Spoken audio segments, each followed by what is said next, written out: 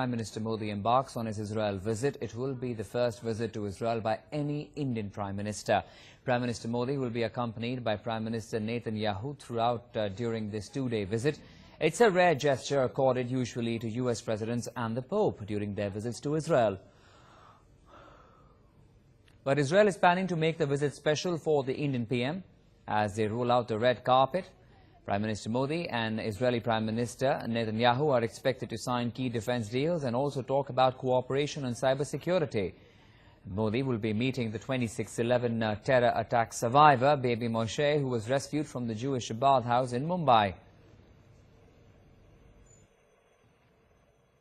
It is true to say on every visit, this particular visit, I feel this phrase is significant even more, especially to all those who have followed during all those years the very special and unique relationship between India and Israel. When you go back 25 years ago, and we are of course celebrating 25 years of relationship, and the trajectory of these relations have been remarkable and very unique. प्रधानमंत्री जी सभी जगहों पे जा रहे हैं, उनका स्वागत हो रहा है और डिटेल जो कुछ होगा वो एमई बताएगी. Prime Minister must make it clear it will not have any impact on our traditional friendship with the Palestinian people, our continuous support to the Palestinian people. Prime Minister must speak out. Let's bring you live updates from Tel Aviv. Joining us right now, we have Yaakov Katz, Editor-in-Chief of Jerusalem Post from Israel. Well, good morning to you, Yaakov. It's a big meeting we're looking at today when Prime Minister Modi in a first is visiting Israel. The red carpet there being rolled out.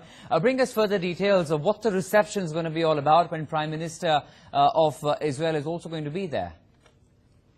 That's 100% right. The Prime Minister of Israel will be accompanying Prime entire 3 days here in Israel, which is a unique and rare privilege, I guess, or respect that the Prime Minister of Israel usually shows visiting dignitaries. It's usually reserved, like you mentioned, for the President of the United States or a leader of that caliber. And clearly it shows that for Prime Minister Netanyahu of Israel and for the State of Israel, Prime Minister Modi is a leader of that caliber and is a leader that is deserving of that type of respect. And I think that that goes to show the true nature of how Israel views the friendship and the ties between the two countries. Carl, we also understand in the joint blog between both the Prime Ministers and the kind of statements that have come forth already from Prime Minister Modi as well as Prime Minister Netanyahu, it only goes to show the kind of warm relationship that they share and the expectations that they also have from this particular bilateral visit. 100%. I think that there are high expectations on both sides and within both countries. On the one hand, you have Israel, which is looking forward to strengthening and bolstering the ties between Israel and India. 25 years after establishing and formalizing diplomatic relations between the countries, now is a unique opportunity to actually take trade and take those relations to the next level with this first-time historic visit by an Indian Prime Minister to the Jewish state, to the State of Israel.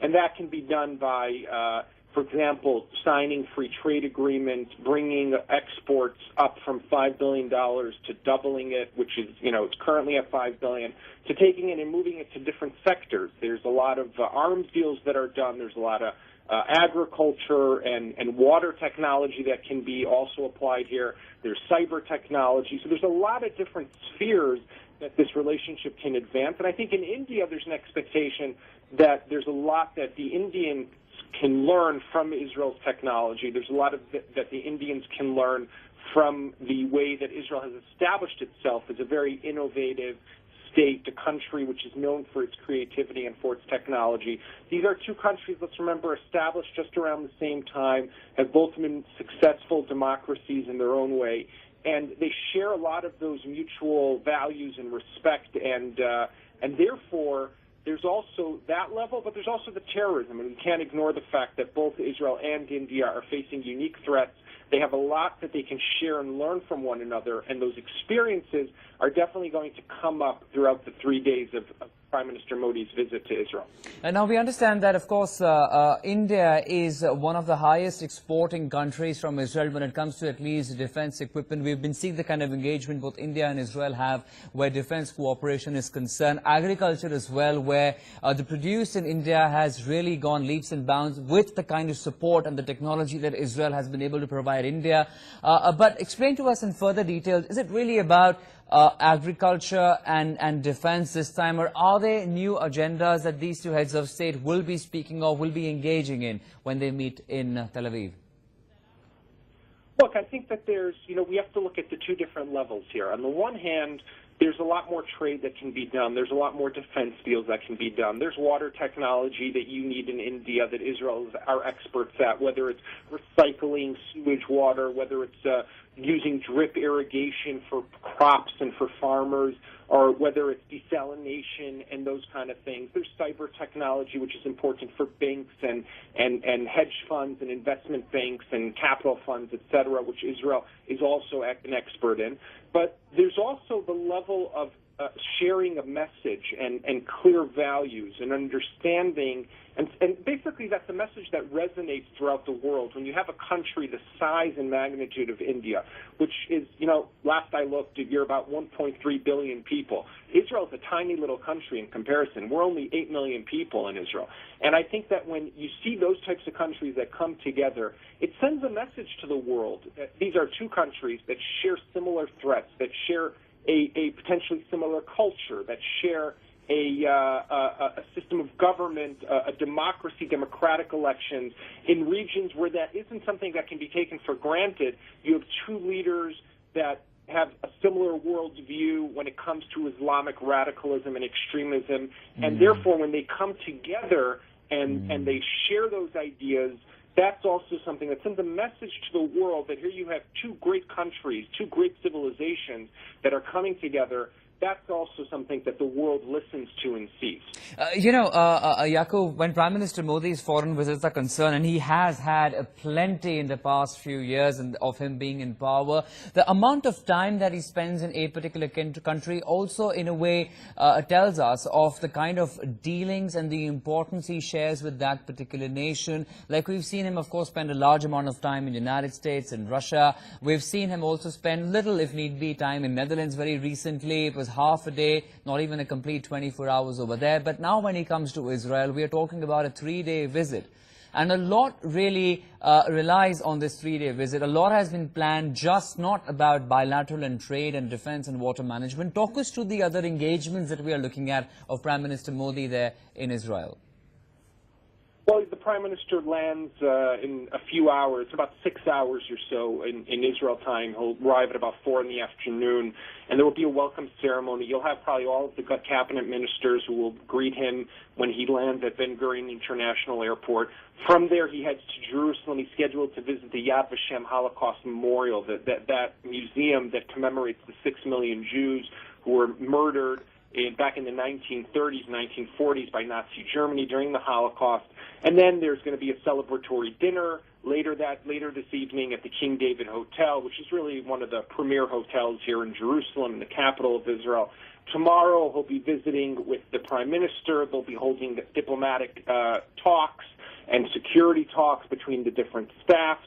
He'll then head over to the Israel Museum, where he will visit an exhibition that highlights the Indian Jewish community. We have quite a large diaspora of Indian Jews that have immigrated over the years to Israel. So these are Jews who found their way to India, likely from ancient Babylon, from Iraq, and then made their way to India. From India, they then immigrated to Israel after Israel was established in 1948. So there's an exhibition that's a permanent exhibition at the Israel Museum, which highlights the Indian Jewish community. Later, he'll be at the Tel Aviv Fairgrounds, where he'll visit a trade show. He'll then head up north to Haifa, which is one of Israel's big port cities and also innovation centers. He'll meet there with some of the diaspora. In Tel Aviv, he'll meet with some of the Indian Jews who now live in Israel. He'll meet with Moshe, who was the son of the Chabbad emissaries who were murdered in Mumbai a number of years ago in those terrorist attacks, and he'll meet with him. So there's a lot of different levels to this visit, and I think what you see is just a lot of warmth, a clear message of how important Israel is to India, and also of how important India to Israel. Well, that's a very busy and hectic itinerary you just told us about. So is Prime Minister Netanyahu expected to be with Prime Minister Modi at every single step over there, amongst all the engagements you just spoke of? From the schedule that I've seen, he's expected to be almost at everything. I mean, it's quite amazing. You know, yes, you mentioned before yourself that, you know, when Modi went to the Netherlands, he spent under 24 hours there. Well, if the Prime Minister of Netherlands came to Israel, the Prime Minister of Israel would probably meet him at the Prime Minister's office and maybe have a dinner with him. Right here, I think the Prime Minister I saw last is going to be spending 13 different engagements with Prime Minister Modi, which is pretty amazing. It's very similar to the visit back about a month ago, where the President of the United States came to Israel, and also there the Prime Minister really accompanied him on all the different steps and stops on his visit.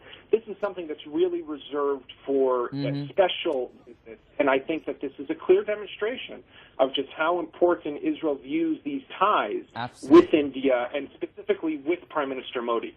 Absolutely. Yaakov Katz, thanks very much for joining us for the moment. Editor-in-Chief of the Jerusalem Post there, speaking with us live, bringing us further inputs on Prime Minister Modi's visit there to Israel. Some reactions that have been coming in. Let's take a listen in. India and Israel are celebrating 25 years of diplomatic relations. And I would say the significance of the visit perhaps lies in the very fact that this is the first visit by an Indian Prime Minister to that country.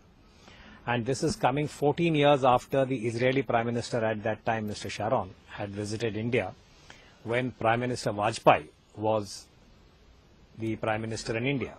So the historical significance, I think, is in the fact that this is the first visit by an Indian Prime Minister to Israel. Historic development. It is unfortunate that we have not always acted in our own national interest, because of certain political correctness and because of our perceived relations with many other nations. But what has happened now is very good both for India and for Israel and for the world at large, because we have many things in common, and both have been victims of terrorism, particularly on 26/11, where we had this terrible situation in Mumbai. Everybody knows about the Israeli family that was also targeted by the terrorists who came from Pakistan. Israel has faced tremendous challenges, existential challenges, and has proved adept at facing them. It has developed technologies that we can benefit from, such as border patrolling, such as many other advanced technologies. And so it is a very good development that has happened, and good for both countries.